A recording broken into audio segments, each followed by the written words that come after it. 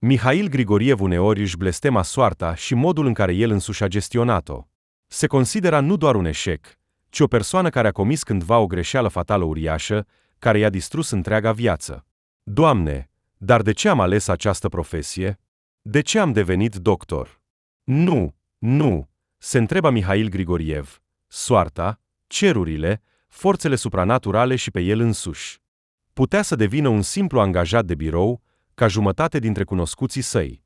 Să răsfoiască liniștit hârtii, să vorbească la telefon, să stea la computer, să facă ceva sau să facă pe cineva că face.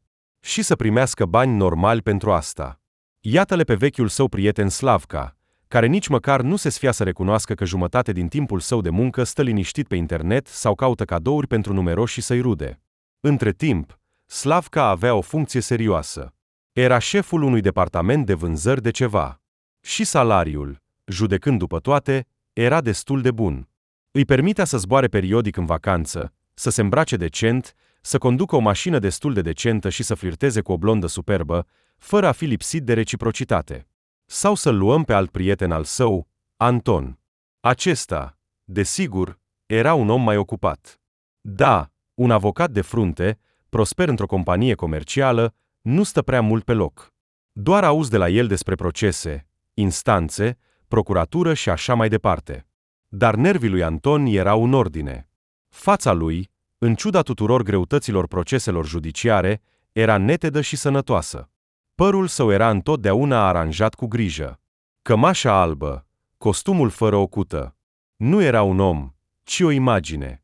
Și despre veniturile unui astfel de specialist era indecent să vorbești. Slavka nici măcar nu se putea compara. Chiar și Gena, cu care Mihail a jucat cândva basket într-o echipă școlară, dintr-un sportiv mediocru cu note slabe, a ajuns să antreneze echipa regională de băieți. Se plimbă liber cu ei prin țară și periodic, se plânge cât de greu a devenit să plătească pentru un apartament cu 3 camere. Căci nu doar băieții au avut parte de așa succes. Să luăm, de exemplu, pe Elena, fosta sa colegă de clasă, în sentimentele căreia a fost suspectat serios și fără temei la vremea respectivă. Elena a distrus rapid în fașă planurile sale romantice, s-a măritat și acum conduce cu încredere o firmă profitabilă în calitate de contabil șef. Și ea este mereu cu bani, își gestionează timpul singură, arată minunat. Iar bronzul auriu, care îi acoperă pielea aproape tot anul, poate fi confundat doar de o persoană foarte naivă cu un bronz din Krasnodar. O altă tânără din compania lor, Aneca, a fost mult timp cea mai apropiată de el. În primul rând, Anna a devenit, cum s-ar spune, bugetară, la fel ca Mihail. După școală, a terminat un institut pedagogic și a lucrat la școală, ceea ce a stârnit întotdeauna râsul prietenilor săi comerciali. În al doilea rând, Anca, cu aspectul ei modest și o oarecare timiditate de fată, care a rămas în ea, era ca un pod între Mihail și toți ceilalți prieteni, atât de încrezători în ei înși și în viață. Deși recent, și Anca s-a mutat mai aproape de acel statut.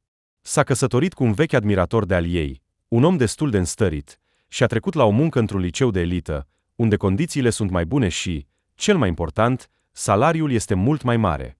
În general, chiar și Anna a devenit vizibil mai încrezătoare în tot. Iar el, Mihail, în comparație cu prietenii săi, arăta regulat, ca să spunem așa, neprezentabil. Obosit, cu urme de somn cronic și oboseală pe fața adesea neîngrijită, zăpăcit, pentru că a merge la frizerie era o adevărată aventură. Se simțea în compania care se aduna periodic, ca un huligan printre elevi de nota 10. Despre haine nici nu mai era de discutat. Iubitele sale blugi americani, cu siguranță de marcă, erau, desigur, buni, dar aveau deja foarte mulți ani, iar când se așeza, Mihail se obișnuise să-și strângă genunchii, ca să nu cumva cineva să observe găurile care începeau să apară. Iar când ajungea la calcule sau la planificarea unei călătorii comune, sau pur și simplu la o întâlnire pentru un anumit motiv, atunci Mihail simțea uneori că vrea să plângă cu voce tare. Ceilalți colegi de vârstă vorbeau cu o ușurință incredibilă despre sumele care pentru el, Mihail, sunau amenințător. Ei, și care e problema? Ce e de discutat atât? Ce e așa de greu? 2500 pe zi, nu e deloc mult pentru cazare. Totuși, e vârful sezonului.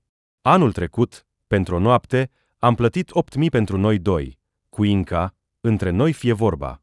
Spunea, de exemplu, Slavka, când se adunau să discute planurile unei călătorii comune pentru a sărbători aniversarea unui cunoscut comun. Da, e puțin, desigur, conform calculelor. Trebuie să facem rezervări, confirma Elena, bătând cu unghii lungi pe masă. Apropo, hai să stabilim imediat cât punem fiecare pentru cadou? Până la urmă, e primul 30 de ani dintre noi. Cred că 3000, nu mai puțin. Ce ziceți? E bine? Toți au aprobat din cap, iar Mihail, desigur, împreună cu toți.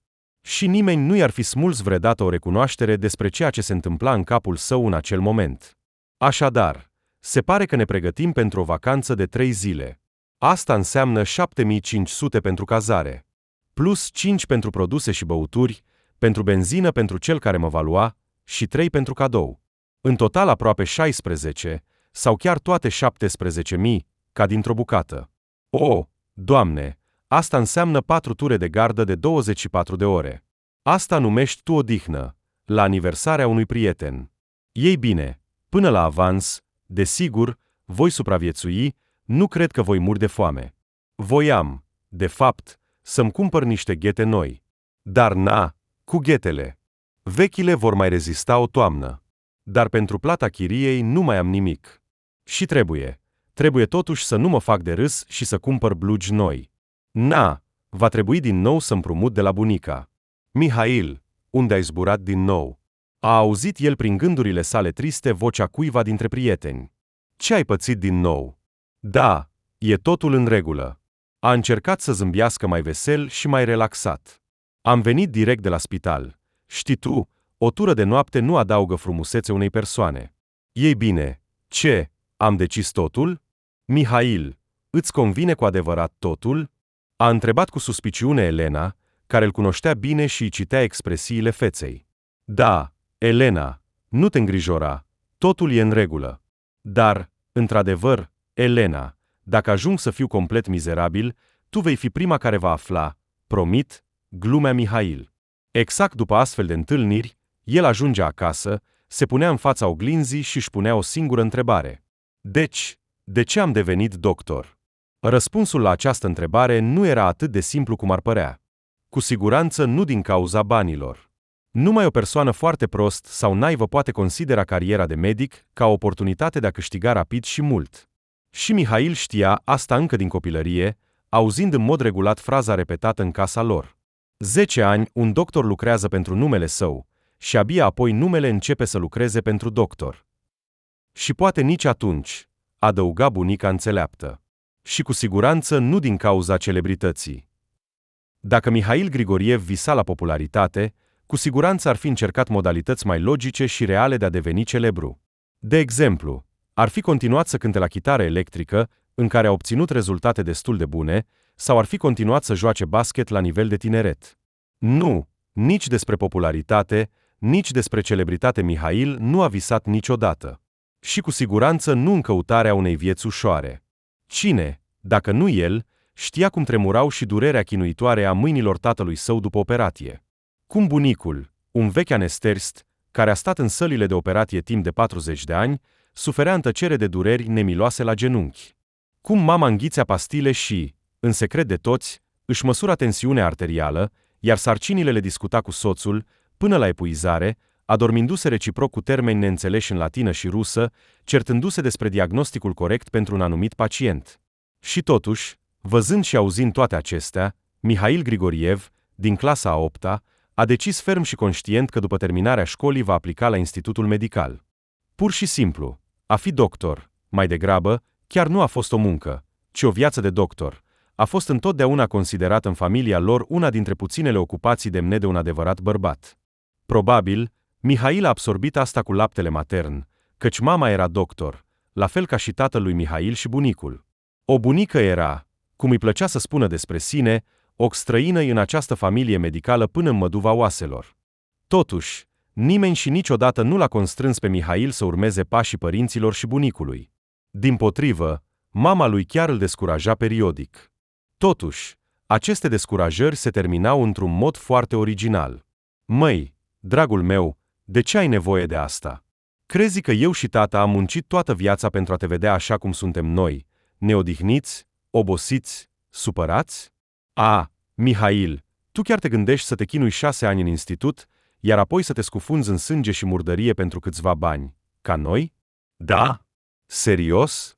Te-ai hotărât? Soarele meu, cât de mult te iubesc! Ești un băiat minunat! Mama, brusc, ca o fetiță, își punea mâinile pe umerii fiului său înalțat, basketbalist, și, ridicându-se pe vârfuri, îl săruta zgomotos pe bărbie. Îți mulțumesc, nu asculta pe nimeni. Aceasta este cea mai minunată profesie din lume, să vindeci oamenii. Așa a ajuns Mihail, nu avocat și nu economist, câștigându-și banii în costume curate, nu om de știință și nu scriitor, care gândește idei geniale în căldură și liniște, nici măcar șofer sau constructor, care pur și simplu își face treaba și apoi oprește mașinile și aparatele și merge liniștit acasă. A devenit acela care nu știe odihnă nici ziua, nici noaptea. Pentru că durerea umană nu poate fi oprită, suferințele oamenilor nu pot fi puse pe pauză și nu pot fi transferate pe trimestrul următor. Și rezultatul unei boli nu poate fi calculat în buget și inclus în codul de legi obligatorii. Mihail Grigoriev a devenit chirurg. După terminarea studiilor, a venit să lucreze la spitalul municipal, unde bunicul său a muncit mulți ani și unde încă mai circulau povești și legende despre el. Mihail, probabil, cu acest bagaj de faimă familială, a avut mai multe dificultăți decât ceilalți tineri medici. Înțelegi, Jack? Nu, desigur, nu era comparat cu bunicul său celebru. Până acolo mai avea o distanță infinită.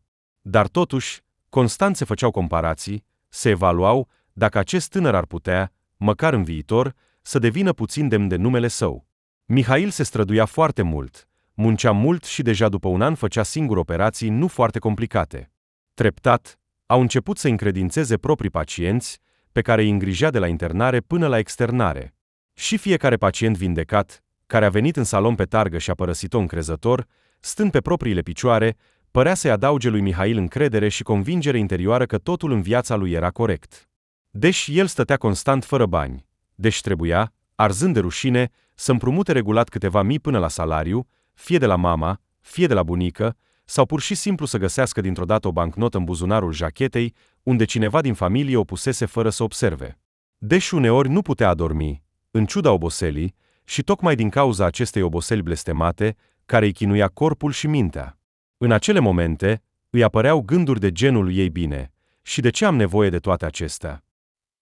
Apoi, totuși, adormea, dimineața se trezea, mergea la spital și răspundea tuturor întrebărilor cu faptele sale, pur și simplu vindeca oamenii. Și viața lui, până la o vreme, era clară, logică și rațională. Până într-o zi de toamnă, când a început o adevărată nebunie. Dimineața a operat un tânăr cu un aspect exotic ciudat. Pielea sa era măslinie, părul ondulat și negru, buzele și sprâncenele conturate, nasul cu o ușoară cocoașă și gene lungi și negre, care aruncau umbre pe obraje și stârneau un suspin de invidie din partea asistentelor de operație. Un băiat interesant, cu o personalitate puternică, a observat Mihail, ajustând masca de operație pe față. "E țigan," a șoptit asistenta care l-ajuta. Romel, acum e clar," a dat Mihail, dintr-un motiv oarecare, un semn de aprobat. "Ei bine, începem." Operația a fost simplă, a decurs conform planului, iar după o jumătate de oră băiatul colorat, scăpat de ulcerul gastric, se odihnea în salonul său. "Tatiana, mergeți la prânz?" A intrat el din obișnuință în sala asistentelor, unde l-aștepta deja o ființă fermecătoare cu părul roșu, îmbrăcată în uniformă de asistentă medicală. Aceasta a roșit, a murmurat ceva colegilor care zâmbeau și, îmbrăcându-se, s-a grăbit după el. Mihail observase de mult un mic cafe confortabil la câțiva pași de spital, care se distinge prin curățenia incredibilă și mâncarea delicioasă. Și mai era un aspect foarte important pentru el. Prețurile erau miloase și îi permiteau să mănânce măcar o dată la câteva zile o supă caldă și consistentă. Acolo mergea el în pauzele de prânz. Tatiana, asistenta din secție, care lucra ca asistentă de proceduri, era deja de aproape jumătate de an însoțitoarea lui Mihail în incursiunile sale la cafe. Era o interlocutoare pur și simplu uimitoare, inteligentă, tacticoasă și, ceea ce era foarte important, știa să tacă la momentul potrivit și să-l asculte pe celălalt. Tatiana, după terminarea școlii de medicină, lucra la spital și visa să se înscrie la institutul medical. Mihail, tânărul doctor, Era pentru ea ceva de genul unei divinități care, dintr-un motiv oarecare, a coborât la ea, o simplă fată roșcată. Iar el se bucura de adevărata plăcere de a comunica cu fata. Ea era mereu într-o stare minunată, parcă bucurându-se de fiecare zi sau chiar minut, și involuntar îi infecta pe cei din jur cu acest sentiment. Chiar s-au cunoscut datorită zâmbetului ei constant. Nu, desigur, știa și înainte că în secție există o astfel de asistentă de proceduri, Tatiana. O saluta la întâlnire, îi dădea indicații despre pacienți. Dar despre ceva care nu ținea de muncă nu vorbea cu ea, deși simțea de câteva ori o privire timidă, oarecum admirativă. Așa, probabil, fetele se uită la idolii lor, cântăreți sau actori celebri. Odată, au avut o tură comună în secție. Și iată-le, făcând turul de seară, a observat brusc o siluetă mică și slabă în uniformă roz de asistentă, care ducea spre toaletă o oală evident plină. Dar, ce ar putea atrage pe cineva într-o astfel de imagine, în plus, obișnuită, bătută până la oboseală, aici, în spital? Și totuși, Mihail s-a oprit, pentru că fața fetei strălucea de fericire. Să-ți imaginezi că o persoană în deplinătatea minții poate fi atât de fericită că duce o oală era dincolo de puterea lui Mihail. Poate că e nebună? S-a gândit el speriat. Acum, când se apropie, va turna în mine, ca să împărtășească fericirea. Asistenta a observat că el o privește cu atenție și, stăpânindu-se, a zâmbit puțin vinovat. Îmi pare rău, Mihail Iurievici, eu doa. A încercat să-și ascundă povara în spate. Da, văd, a dat el din cap. Dar nu înțeleg de ce o duceți cu un astfel de zâmbet fericit, de parcă ați câștigat un bilet câștigător la o sumă uriașă. Dar cum așa? A exclamat ea. E Vasiliev, pe care l-am operat în timpul zilei. Ei bine, el nu putea, cum să spun, să se elibereze. Doctorul a spus că aceasta este o reacție la anestezie. Și nu putea să-i pună un cateter. A suferit atât de mult. Și acum, în sfârșit, a reușit. I-a fost atât de bine imediat. A sărit aproape din pat. Pur și simplu o minune. Știți, voi sunteți o minune, a răspuns Mihail sincer, privind cum fața asistentei se umple din nou de un zâmbet mulțumit. Apoi, el a văzut-o mult timp pe ea, atât de fericită, doar din simplul fapt că unui pacient i-a fost, ei bine, în general, mai bine. Apoi au început să vorbească și s-au cunoscut mai bine. Tatiana, care își scosese boneta albă de pe cap, s-a dovedit a fi roșcată și cu ochi căprui. Pe nasul ei erau vizibile pistrui neîndrăzneți, iar pe obraje apăreau adâncituri când zâmbea. Totuși, acestea aproape nu dispăreau de pe fața ei, pentru că Tatiana zâmbea aproape tot timpul. Ușor, puțin vizibil sau evident și larg, dar întotdeauna. Și părea că lângă această fată era parcă mai luminos. Mihail și Tatiana au devenit adevărați prieteni, în măsura în care este posibil între un doctor și o asistentă. La muncă, păstrau distanța necesară. Tatiana asculta cu emoție reflexiile și indicațiile lui Mihail și visa cu ardoare să-l asiste măcar o dată la o operație.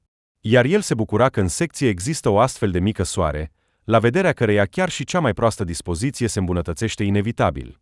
Exact cu această Tatiana mergea acum prin secția de primiri la ieșirea din spital, pentru a lua prânzul în cafeul său preferat. Așteaptă, doctor, a auzit el brusc. În lunile de practică, internat și muncă în spital, a auzit multe apeluri.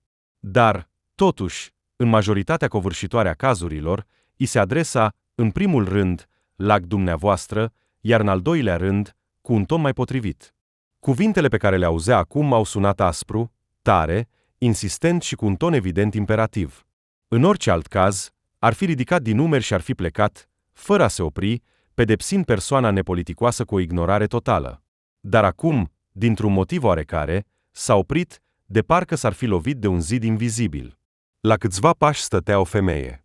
Dacă la începutul operației a avut dificultăți în a determina naționalitatea pacientului său, acum nu existau niciun fel de îndoieri. Femeia aparținea 100% celebrului popor țigănesc. Înaltă, cu o postură mândră, mare, stătea cu capul ridicat și cu mâinile pe șolduri.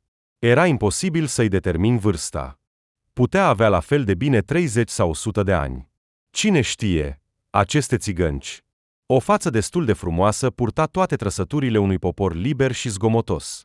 Chiar și cercei mari de aur, care clopoțeau la fiecare mișcare a capului, erau prezenți.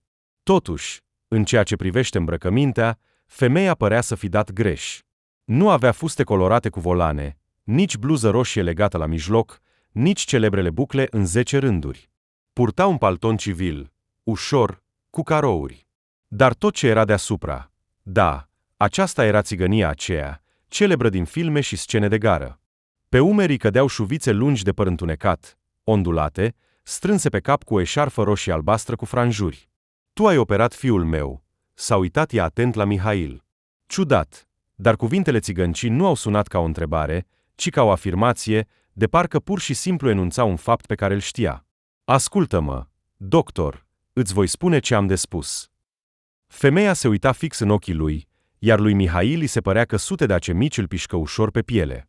Ceafa lui, dintr-un motiv oarecare, a început să-l mănânce, capul i s-a făcut gol și limpede, iar limba i s-a uscat brusc. Hipnoză, s-a gândit el involuntar. Na, dar trebuie să fie, a căzut în capcana clasică țigănească. Și avea și ochii. Na, strălucesc. Niciodată nu ar fi crezut că așa ceva este posibil, dacă nu ar fi simțit el însuși. Mihail a întins cu bâlâândețe și politicos mâna din strânsoarea femeii și, făcând câțiva pași în lateral, a zâmbit, ca să nu creadă că a cedat farmecelor ei așa zise. Cum te cheamă, respectată?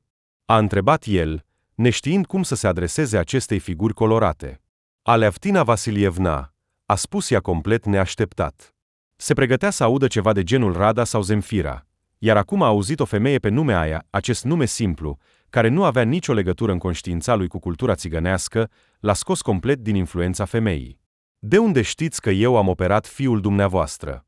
Ați făcut verificări? Și, în general, cum știți că eu sunt doctor? A trecut la atac. Știu, și atât. Nu am nevoie de verificări pentru asta, a declarat țiganca. Văd că ești doctor și astăzi ai atins fiul meu. Bine, nu știu unde ați aflat asta, dar eu, de fapt, probabil, am operat fiul dumneavoastră. În orice caz, nu am văzut alți țigani în secție, a dat din cap. Totul este bine cu fiul dumneavoastră. Operația a fost de rutină, a decurs normal. Starea lui este stabilă.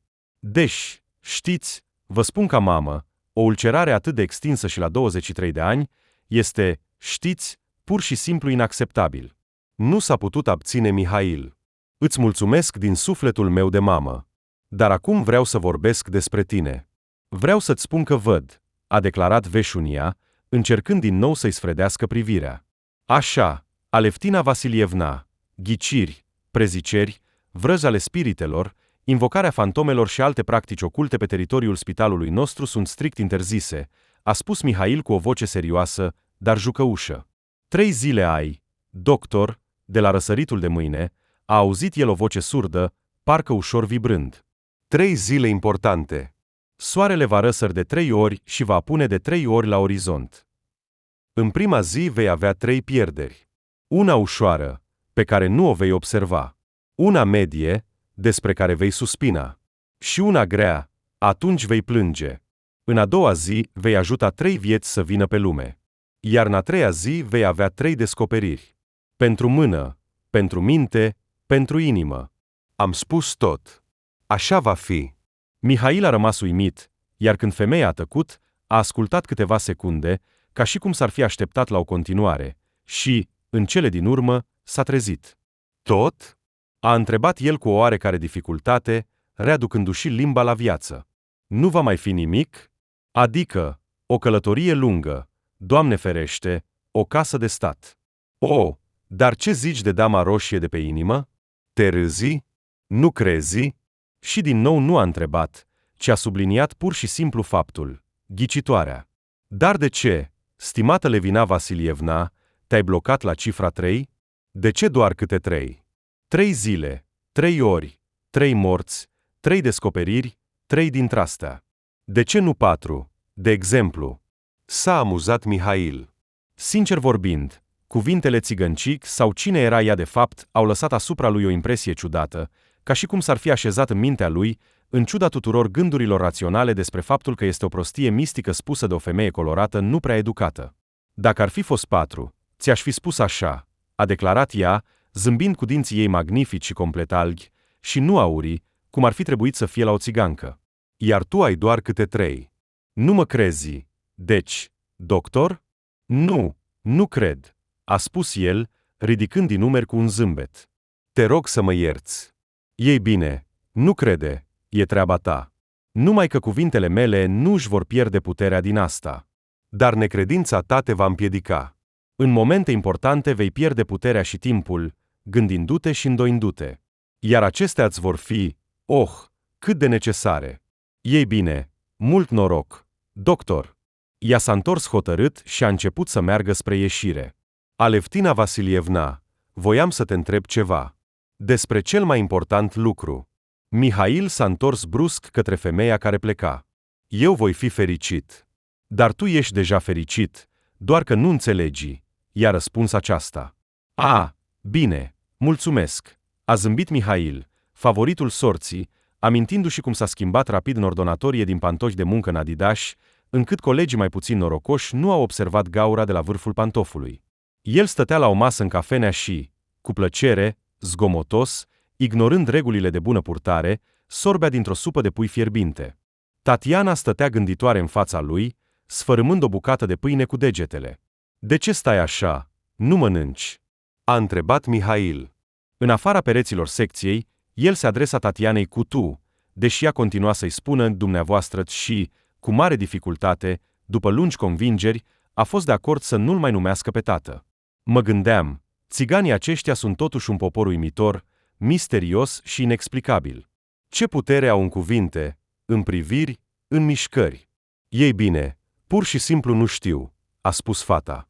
Doamne, vorbești despre acea femeie din camera de primiri? A râs Mihail. Lasă, ești atât de deșteaptă, nici nu m-am gândit că vei cădea în capcana asta. Nu credeți că ați crezut cu adevărat în cuvintele ei? Ei bine, deloc, nu puțin. I-a așa deschis ochii mari și s-a uitat la el cu o frică veselă. Nu, desigur, ce mai lipsea, a râs el. Dar tu mă sperii. Asta înseamnă să fii receptiv la astfel de lucruri. Asta e ceea ce își doresc ei. Mihail vorbea, iar el își amintea involuntar de senzațiile sale sub privirea țigăncii. Cum îi înțepa pielea, cum a început să sune în cap și cum i s-a uscat gura.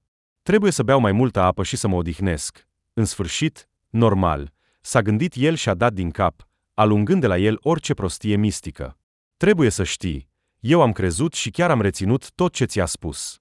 Probabil din spaimă, a zâmbit fata. Da? Ei bine, atunci, cu atât mai mult, ar trebui să înțelegi că este o prostie completă. Ei bine, serios, ce este asta?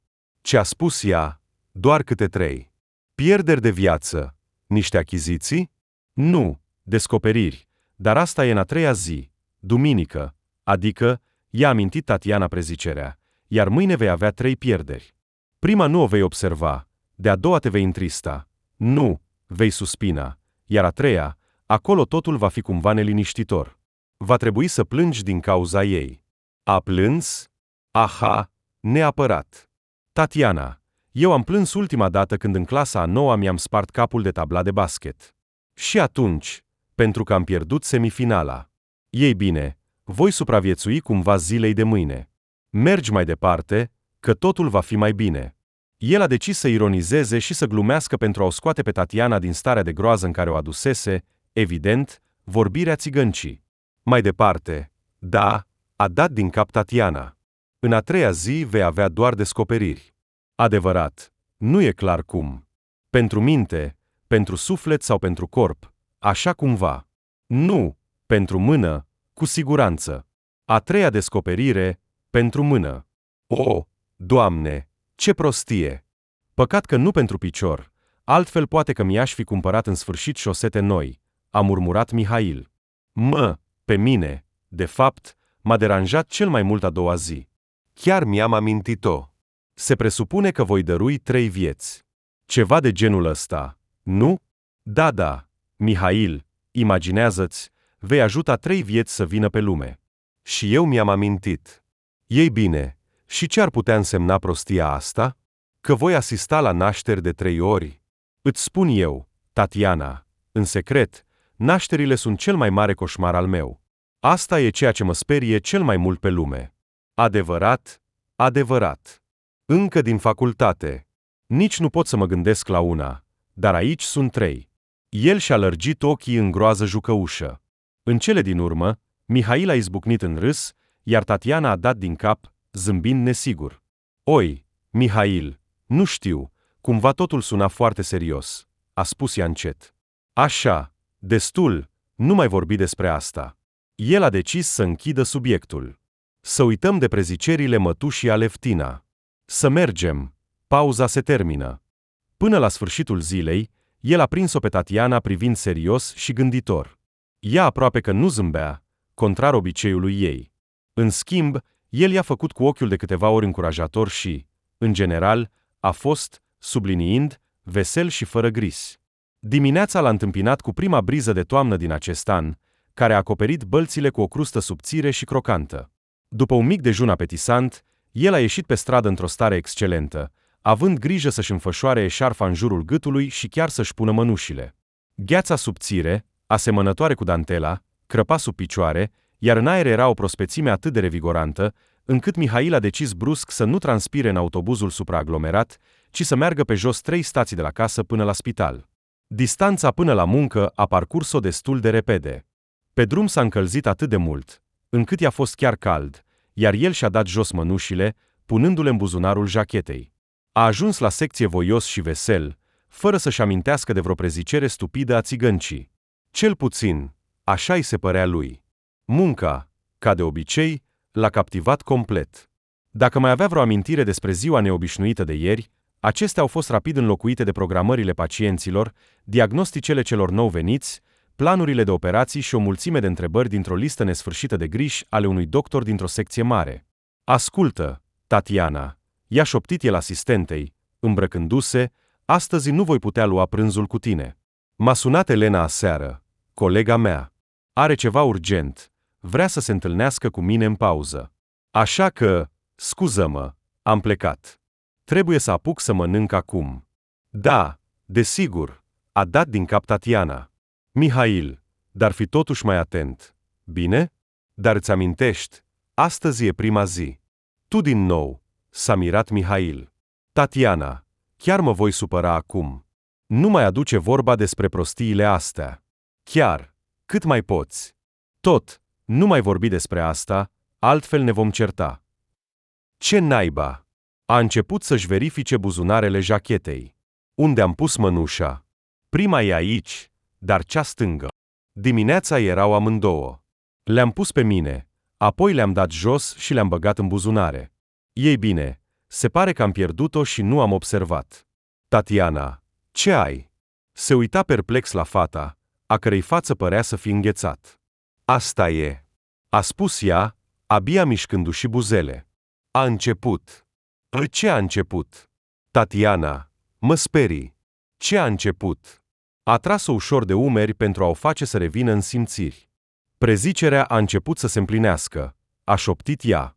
Ai prima pierdere, ușoară, și nici măcar nu ai observat-o. Totul, așa cum a spus țiganca. Ei bine, Tatiana, acum, cum se spune, fiecare cuvânt are greutate. Mihail nu știa dacă să se supere sau să râdă. E doar o mănușă, ce pierdere! Pur și simplu astăzi am pierdut o mănușă, așa s-a întâmplat. De fapt, eu pierd mănuși tot timpul, fie una, fie amândouă, practic în fiecare sezon. Și, sincer, pierd adesea câte ceva. Părinții mei chiar râd de mine din cauza asta, spun că într-o zi voi pierde ceva în burta unui pacient. Îți dai seama, un umor medical vesel și simplu. Așa că, aruncă toată prostia asta din cap. Tot, am plecat. Apelul de la Elena, aceeași cu care era prieten din școală și care părea că era îndrăgostit și care acum era un contabil de succes, a fost neașteptat. Ea l-a rugat să se întâlnească cu ea în timpul zilei undeva aproape de spital și era chiar dispusă să vină dintr-o parte a orașului. Asta înseamnă că e ceva important. Elena nu ar fi venit atât de departe, mai ales în mijlocul zilei de lucru, a concluzionat Mihail. Și Elena l-aștepta deja într-un restaurant confortabil, care era foarte aproape de spital, dar pe care Mihail, sincer, îl ocolea din cauza prețurilor complet absurde. S-a așezat la o masă în fața prietenei și s-a convins din nou că Elena era o femeie pur și simplu splendidă. Salut! Mă bucur să te văd. Nici nu voi spune cât de splendidă ești. Să trecem direct la subiect, că nu avem timp. Ce s-a întâmplat? Eu nu am nimic, e vorba despre tine, a declarat Elena brusc. Ei bine, Grigoriev, roagă-te pentru mine, am rezolvat toate problemele tale. Dar eu am probleme? S-a mirat Mihail, examinând meniul și gândindu-se ce va mânca mâine, dacă acum va trebui să comande ceva aici. Ascultă, Mihail, te cunosc de 100 de ani și poți să-i păcălești pe oricine, dar nu pe mine, a suspinat Elena confidențial. Eu văd că ești tot timpul fără bani. E imposibil ca unui bărbat tânăr, frumos și puternic să supraviețuiască cu salariul tău mizerabil și să muncească pentru 3. Dar salariul meu nu e chiar atât de mizerabil, s-a supărat puțin Mihail. Dar nici mare, desigur. Numai că nu e problema mea personală, ci problema tuturor doctorilor. Tenshei, a zâmbit Elena. Mulți doctori câștigă decent, dar, desigur, nu aici, nu în azilul în care ești blocat. Discuția devenea neplăcută pentru Mihail, dar nu voia să se certe cu Elena, așa că a întrebat pur și simplu, ignorând opinia nefavorabilă despre spitalul său. Elena, ce vrei de la mine? Eu? Acum îți voi spune, și tu vei dori același lucru, sunt sigur. Mihail, am găsit o muncă pentru tine. Un bun prieten de-al meu deschide o clinică privată. Acolo totul este cel mai modern, de ultimă generație, cele mai noi tehnologii și echipamente. Ei bine, eu nu înțeleg nimic în asta, dar Victor este un om foarte înstărit. Foarte. Și dacă face ceva, atunci o face la cel mai înalt nivel. Ei bine, prețurile pentru tratamente vor fi, desigur, corespunzătoare, la fel ca și salariile doctorilor. El nu are încă un chirurg, iar ieri mi-a spus asta din întâmplare. M-am gândit imediat la tine și am spus lui Vitia că are un chirurg, așa că poți să nu te arunci în genunchi, dar să-mi săruți mâna. Elena i-a întins cu un zâmbet mulțumit mâna ei îngrijită cu unghii lungi, dar deja după câteva secunde a lăsat-o pe masă. Așa, Grigoriev, nu am înțeles. Ce-i cu fața asta? Ești nemulțumit de ceva? Ea și-a ridicat sprâncenele perfecte. Mihail, poate nu ai înțeles? Te așteaptă în noua clinică, unde vei lucra de 3 ori mai puțin și vei câștiga de 3 ori mai mult. Ce întrebări pot exista aici? Există multe întrebări aici, Elena. Mihail își plimba vârful cuțitului pe marginea farfuriei. Și cea mai importantă întrebare pe care nu ai pus-o. Îmi trebuie asta? Îți trebuie. Îți trebuie? A răsuflat de indignare. Știi, dacă să fiu sincer, nici nu mi-a trecut prin cap că ar putea exista vreo întrebare. Ești idiot? Crezi că nu văd cum îți numeri banii în minte când planificăm o excursie cu toată compania? Sau ești sigur că nu observ cum mergi de 5 ani în aceleași blugi, iar aceștia se vor destrăma în curând pe tine? Ei bine, și ce? A întrebat Mihail cu încăpățânare. Asta înseamnă că a doua oară nu vei primi o astfel de ofertă, nenorocit idiot. A strigat Elena atât de tare încât chelnerii și puținii clienți ai restaurantului s-au întors spre ei. Ei bine, atunci nu o voi primi, a dat din cap Mihail. Mihail, dragul meu, gândește-te. Elena a scăzut brusc tonul, a început să vorbească cu o voce normală și a acoperit mâna care stătea pe masă cu a ei. Ei bine, eu înțeleg tot, adevărat. Dacă vrei să știi, chiar te admir. Și toți ai noștri, într-adevăr. Ești grozav, faci o muncă adevărată, necesară și importantă. Dar hai să faci același lucru, dar pentru bani decenți. Elena, îți mulțumesc, cu adevărat, îți mulțumesc foarte mult, dar nu pot, înțelegi, în orice caz, nu acum. Acolo nu am pe nimeni care să mă înlocuiască. Și apoi, este spitalul unde bunicul a lucrat toată viața, tatăl meu a început. Nu pot să las totul și să plec. El i-a ridicat mâna femeii și s-a aplecat de frunte de ea. Dar Elena a smuls-o brusc din mâinile lui Mihail. Înțeleg. Dar să mergi în pantaloni rupți, poți. Ei bine, e treaba ta. Și, desigur, îți pasă că eu deja am garantat pentru tine. Practic am promis că voi aduce un chirurg tânăr grozav, foarte talentat, care, totuși, nu ar strica să mai învețe puțin. Așa, un stagiu undeva, să zicem, în Germania sau în Canada, și că acest stagiu, desigur, este gata să-l asigure. Mihail a înghițit cu greu. Banii, o viață confortabilă, asigurată, fără datorii, un program normal de muncă, un stagiu în străinătate, toate acestea l-au orbit. Și imediat și-a amintit de o conversație recentă cu medicul șef al spitalului, un chirurg vechi, obosit și respectat. Da, Mihail, e greu, desigur. Dumnezeu știe cum ne vom completa în viitor. La acest ritm, în curând va trebui să închidem secția. Ei bine, ai venit. Credeți sau nu? Ești gata să pleci și să săruți mâinile părinților tăi, adică, scuză-mă, părinții tăi respectați, că te-au născut și te-au îndrumat pe calea ta. Mi-ai închis o gaură, pur și simplu o piatră de pe umeri. Nu, Elena, îți mulțumesc din nou pentru grisi, dar nu pot, a spus Mihail, uitându-se în ochii Elenei. Ei bine, și du-te dracului, nenorocit sărăntoc. Stai cu pantalonii tăi rupți până la pensie. Ea s-a ridicat, a aruncat brusc o bancnotă pe masă și a plecat cu pași rapizi spre ieșire. Acolo sunt banii pe masă, a auzit Mihail vocea Elenei, care vorbea cu chelnerul. Hrăniți-le pe acest medic. Oricum nu va putea plăti pentru sine. Mihail a privit pe fereastra restaurantului și a suspinat. Și deodată a tresărit. A doua pierdere va fi medie, despre care vei suspina, parcă a auzit vocea țigăncii.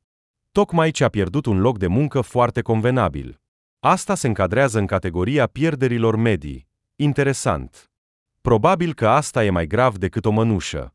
Dar nu se gândește să plângă din cauza asta. Ce naiba? Se pare că și el începe, ca Tatiana, să revină constant la această prezicere stupidă. Așa, stop, destul cu prostiile, trebuie să fug la muncă. Ziua de lucru se încheia când în ordonatorie, trântind ușa de perete, a intrat una dintre infirmiere. Mihail Iurievici, acolo este Sașcov din secția a treia. Nu respiră. Într-o secundă, Mihail a alergat cu pași mari spre camera numărul 3, care, din păcate, se afla la capătul coridorului infinit de lung al spitalului. Pacientul, operat ieri și zâmbind voios la examinarea de dimineață, acum zăcea pe pat fără niciun semn de viață. Se pare că a intrat în comă, nu avea respirație autonomă. Sunați repede la reanimare, a ordonat Mihail, desfăcând nasturii pijamalei bărbatului. Imediat, o seringă intravenoasă de 500 de unități din acest. Toan. Iată, totul e gata. Tatiana, iar ea era exact ea, a introdus cu abilitate și rapid acul în vena pacientului. Încep compresiunea toracică și ventilația artificială, a spus Mihail, de parcă ar fi fost necesar. Unde, la naiba, sunt reanimatorii din orașul vecin? Mihail a făcut masaj cardiac și respirație artificială, până când un bărbat serios și posomorât din secția de reanimare l-a împins deoparte. Hai, Mihail, dă-te la o parte, odihnește-te puțin, prietene. După un timp, totuși, Mihail a pierdut numărătoarea minutelor, reanimatorul a acoperit pacientul cu un cearșaf. Tot, Mihail Iurievici, nu am reușit. Bărbatul a suspinat obosit. Pacientul tău a murit. Adică, cum a murit? Mihail s-a ridicat de pe scaunul pe care se așezase și s-a îndreptat spre pat.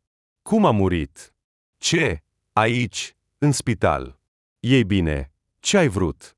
În spital, oamenii mor, îți dai seama?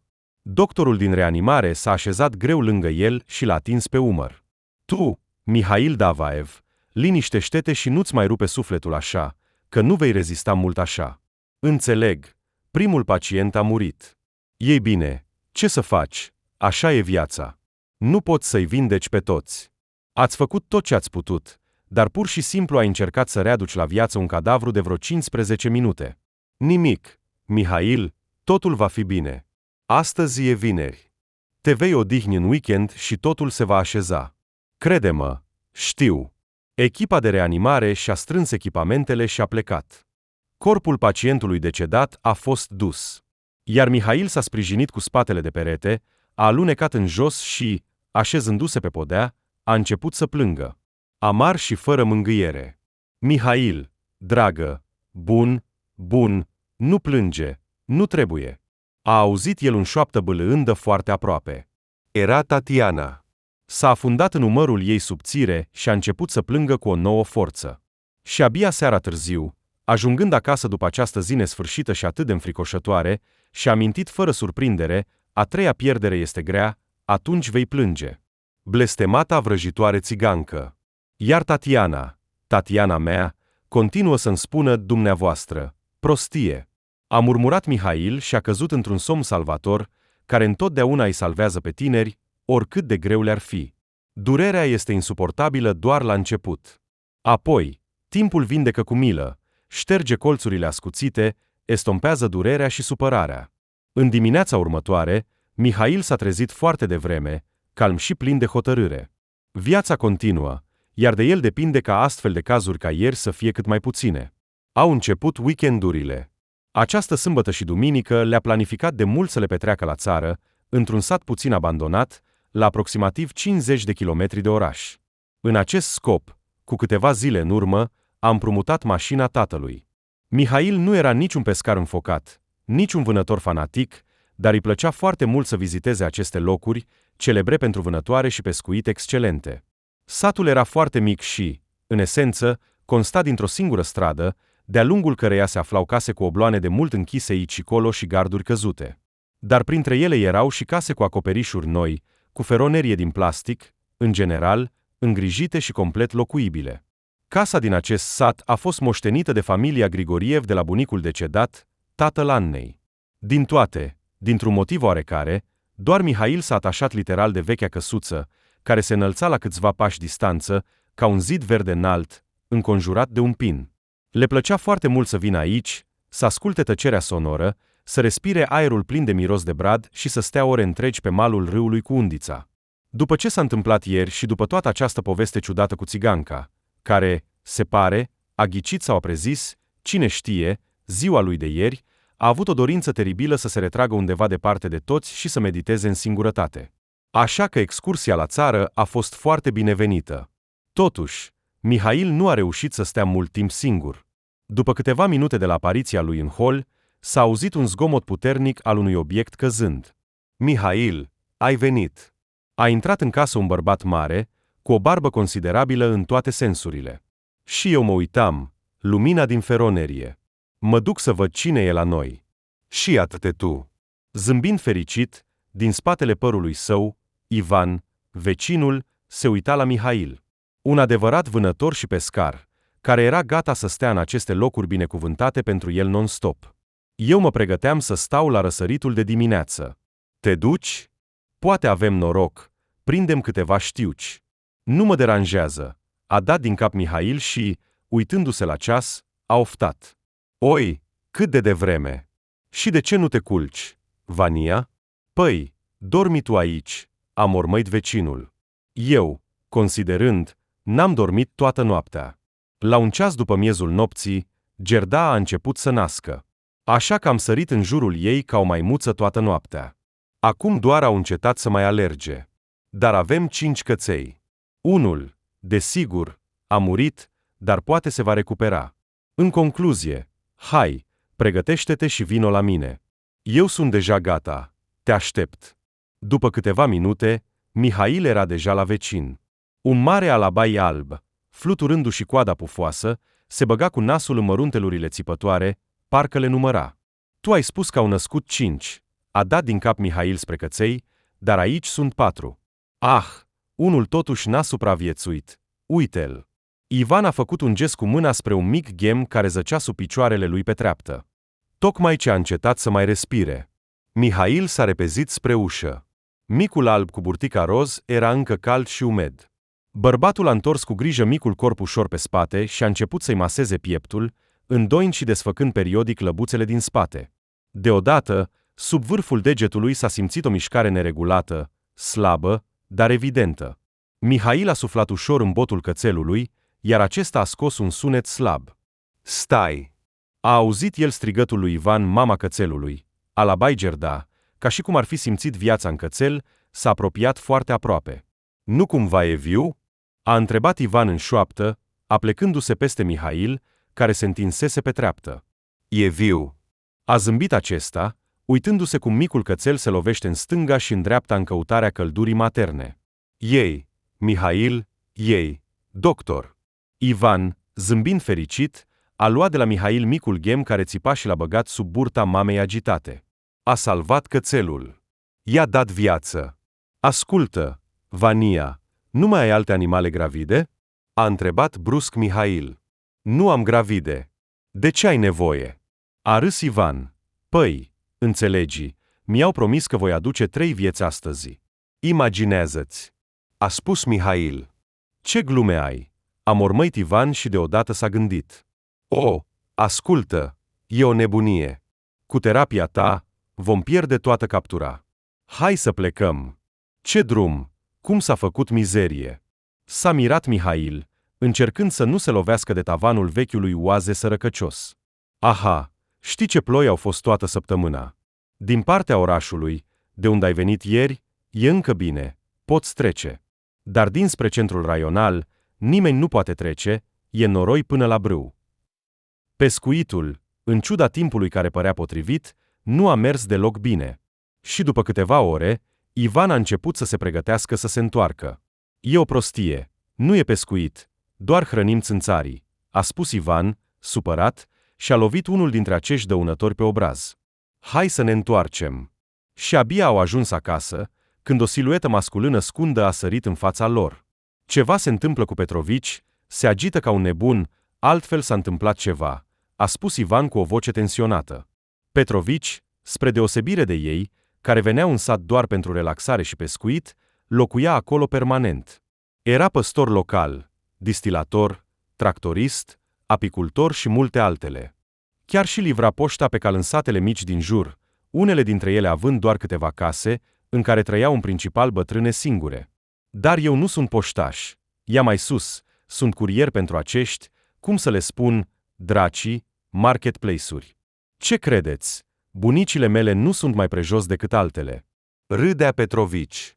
Au învățat să folosească internetul, fac comenzi în magazinele online, iar eu din cauza pachetelor lor mă plimb iarna și vara, ducându-le tot felul de lucruri.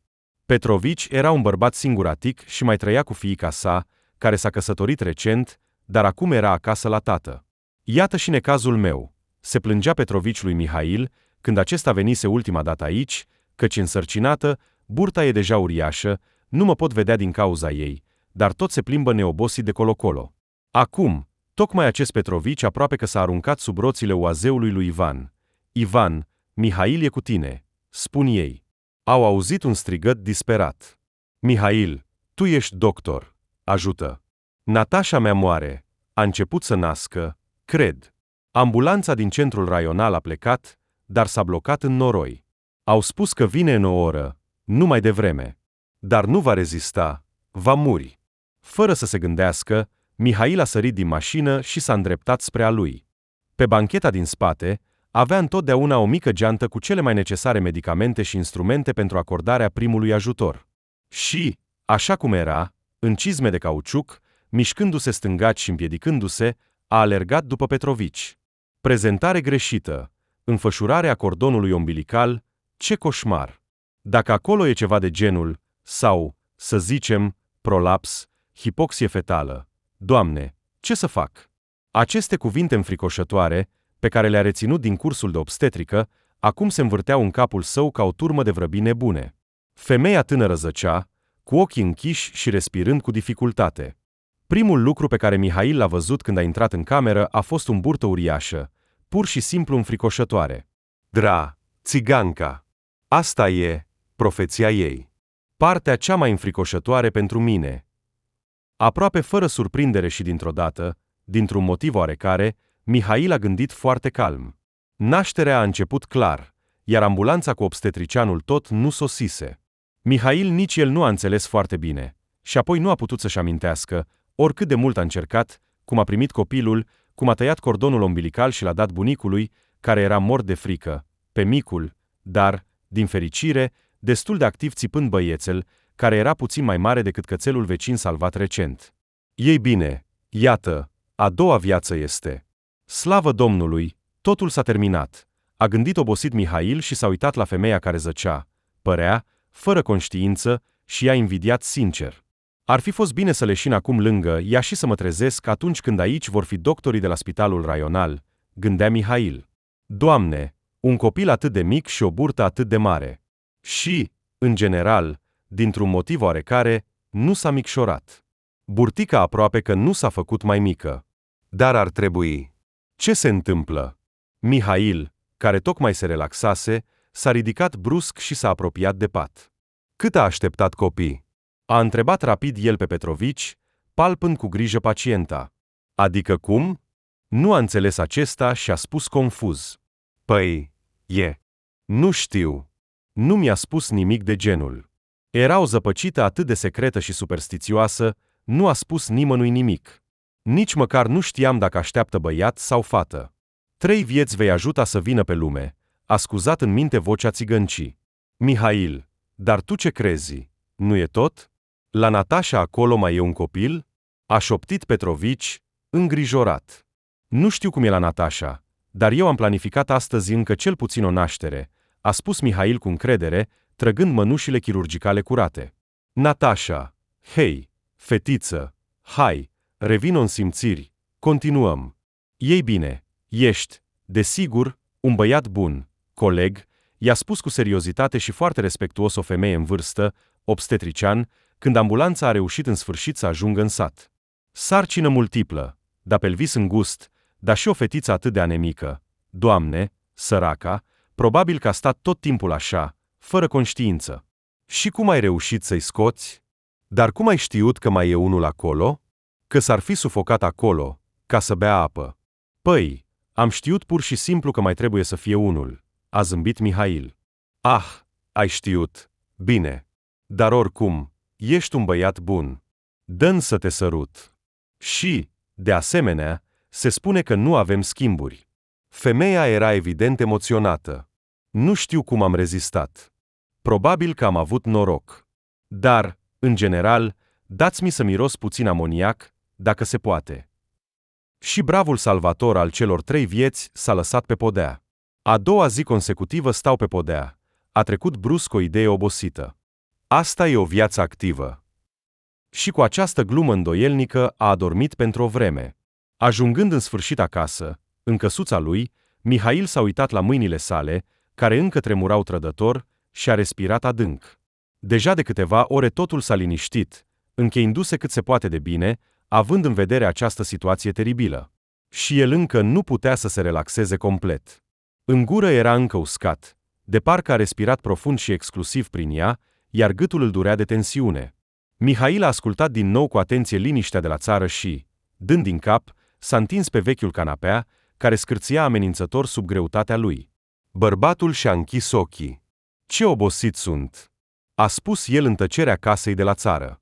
Și, neputând să se abțină, a început să râdă, pentru că venise aici, în acest loc uitat de Dumnezeu, un rai de vânătoare și pescuit, tocmai pentru a se odihni. Dimineața de duminică l-a întâmpinat cu un soare strălucitor de toamnă, care bătea în fereastră, și o mulțime de vecini la ușă. Mihail nici nu bănuia că în acest sat, de obicei gol și liniștit, trăiește atât de multă lume. Aici era Petrovici, palid și fericit, cu o sticlă uriașă de țuică și un cadou de miere.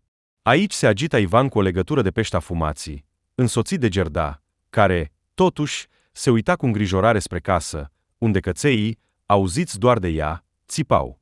Erau și alți oameni, cunoscuți și mai puțin cunoscuți, care au auzit despre faptele de ieri ale lui Mihail, surprinși și fericiți, oferindu-i brațe de flori de toamnă puțin înghețate și crizanteme, pungi cu morcovi și cartofi, borcane cu ciuperci. În general, tot ce trebuia pentru a susține forțele epuizate ale tânărului chirurg. Chiar și bătrâna Egorovna, care era atât de veche precum pădurea din jurul satului, care aproape nu ieșea din căsuța ei înclinată. Dar astăzi, sub influența poveștilor, a fost și ea acolo și băga lui Mihail un pachet cu o iarbă maronie. Uite, ia, prepară și bea. E bun pentru cap, pentru răceală și pentru nervi. Și cumva, cu o timiditate de fetiță, chicotea, arătându-le celor din jur singurul ei dintre rămas. Apoi a fost un apel video din spital de la Natasha, încă palidă și slabă, dar fericită, ținându-și aproape gemenii. Și, privind toată această agitație din jurul său, Mihail a decis în sfârșit toate acele întrebări care până acum îl chinuiau din când în când, întrebări care sunau așa: de ce? Pentru ce? De ce? Răspunsul a fost definitiv și extrem de clar. Da, Iată de ce, iată pentru cine și iată de ce. Încărcând mașina cu darurile de la țară, chiar și primind o împunsătură prietenoasă cu nasul umed pe obraz de la Gerda, Mihail a plecat spre oraș. Pe drum, s-a oprit la un mic magazin de cărți, unde se gândea de mult să meargă, dar nu reușise niciodată. Cărțile au avut întotdeauna un efect liniștitor asupra lui Mihail. Iubea cărțile în forma lor, să zicem, naturală. În casa Grigorieștilor se citea întotdeauna, mult și tot felul, și l-a obișnuit și pe el cu asta. Procesul de a răsfoi paginile cărților și de a inala mirosul de cerneală tipografică îi aducea lui Mihail o plăcere fizică incomparabilă. Cel mai important lucru în librărie pentru el era să nu uite de timp și să nu rămână mai mult decât își permitea. Alunecând cu ochii pe cărțile expuse, s-a lovit de o copertă colorată strălucitoare. Pe fundalul unei întinderi de apă nesfârșite și a unui cer albastru, stâlpii luminoși ai celebrului pod de aur din Vladivostok se ridicau. Ghidul pentru primorie. A citit Mihail titlul cărții. Oh, trebuie să iau, să citesc despre regiunea Primorie. Oricum, mă voi duce la unchiul Sevat, fie că nu în acest an, fie în anul următor, s-a bucurat Mihail, văzând cartea. Unchiul Seva era fratele lui Iuri, tatăl lui Mihail. Mulți ani a locuit în Vladivostok și îi ruga constant pe rude să renunțe la munca lor nesfârșită și să vină să-l viziteze. Bine, Mihail, îi spunea el nepotului, când a venit ultima dată să-și vadă rudele. Părinții tăi nu vor fi mișcați de nimic. Dar tu, tânăr, pregătește-te cumva și vino la mine în vacanță. Îți voi arăta acolo niște frumuseți. Și pescuitul nostru ce este? Amur, rojoară, harius. Asta nu e joaca voastră locală cu peștii de apă dulce și caracatițele. Tu ești pescar. Mihail, te voi aștepta cu nerăbdare. Desigur, Mihail dorea foarte mult să vadă estul țării și frumusețile sale, iar el a decis să ia ghidul pentru a se apropia de visul său. A cumpărat cartea, s-a așezat în mașină și, aruncând ghidul pe scaunul din față, s-a uitat la reflexia sa în oglinda retrovizoare. Așa, astăzi este a treia zi, gândea el pe jumătate serios, pe jumătate în glumă. Ce avem pe plan pentru astăzi? Descoperiri. În sfârșit. Măcar ceva care nu e înfricoșător. Deci dracu știe ce înseamnă toate acestea în realitate. Ce mi-a promis ea? O descoperire pentru mână, a doua pentru minte, a treia pentru inimă. A trecut jumătate de zi și încă nu a avut loc nicio profeție împlinită. Clar că suntem în întârziere. Sau programul a dat greș. Mâna s-a întins involuntar spre cartea cumpărată, iar Mihail a privit mai atent achiziția. Pe coperta strălucitoare, cu litere de diferite fonturi, era scris un titlu lung cu enumerarea orașelor din extremul orient. Ghidul pentru primorie, regiunea Primorie, Vladivostok, Ussurisk, Nahodka, Artem, Dalnegorsk. Stop! Ceva a clicat brusc în mintea lui Mihail. Nahodka. Asta e. O descoperire pentru minte. Cât de simplu. E o carte. Mihail a râs. Ei bine, draga femeie. Ei bine, mătușa Alefina. Sărmăluță, unde ești? Te-ai întors? În telefon se auzea vocea mamei.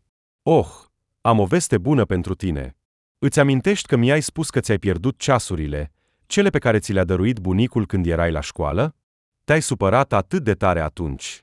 Așa că, fiule, s-au găsit, îți poți imagina? Le-ai uitat la mătușa Ania, ei bine, tu ești, desigur, un neglijent. Nu ești Mihail, ești Maria. Maria, neglijentă. Așa, o descoperire pentru mână este, și-a apăsat fața înfierbântată de sticlă rece a mașinii. A rămas a treia, pentru inimă. Telefonul a vibrat din nou cu insistență. Mihail, salut, unde ești? Ești bine? Vocea îngrijorată a Tatianei părea că acum va exploda de emoție. Unde ai dispărut? Am fost în sat, Tatiana, i-a răspuns el. S-a lăsat pe spătarul scaunului de șofer și și-a închis ochii. Tatiana, spune-mi ceva. Pur și simplu nu-mi găsesc locul. Înțeleg că sunt zile de weekend și, în general, nu e treaba mea, dar te rog, spune-mi că ești bine. Ieri a fost a doua zi. Da, Tatiana, ieri a fost a doua zi. Și a trecut conform profeției și a țigăncii Alefina. Am fost toată ziua ieri obstetrician. Și într-adevăr, am avut ieri nașteri de 3 ori. Au venit pe lume 3 băieți. De fapt, unul cu coadă și tot în blană, dar ceilalți 2 sunt niște copii umani destul de reali. Nu am înțeles nimic. Doamne, Mihail, așteaptă. Asta e adevărat? Da, Tatiana, e adevărat. La fel de adevărat ca și faptul că, în sfârșit, ai trecut la tu cu mine. Și, se pare, nici nu ai observat. A râs. Oh, și într-adevăr, a spus Tatiana, confuză. Ei bine, mă bucur că totul e bine. Ce să zic, îți doresc descoperiri bune. Ai astăzi 3 descoperiri. Ne vedem mâine la lucru. Nu, așteaptă. 2 descoperiri sunt deja, și pentru minte, și pentru mână. Dar a treia ești tu, Tatiana. Am înțeles tot. Te iubesc. Și trebuie să te văd chiar acum. Căci ceea ce a fost profețit trebuie să se împlinească. A tăcut, ascultând suspinele liniștite și fericite ale fetei din telefon. Trebuie să se împlinească, până soarele nu se va ascunde după orizont pentru a 3-a oară. Așa se pare.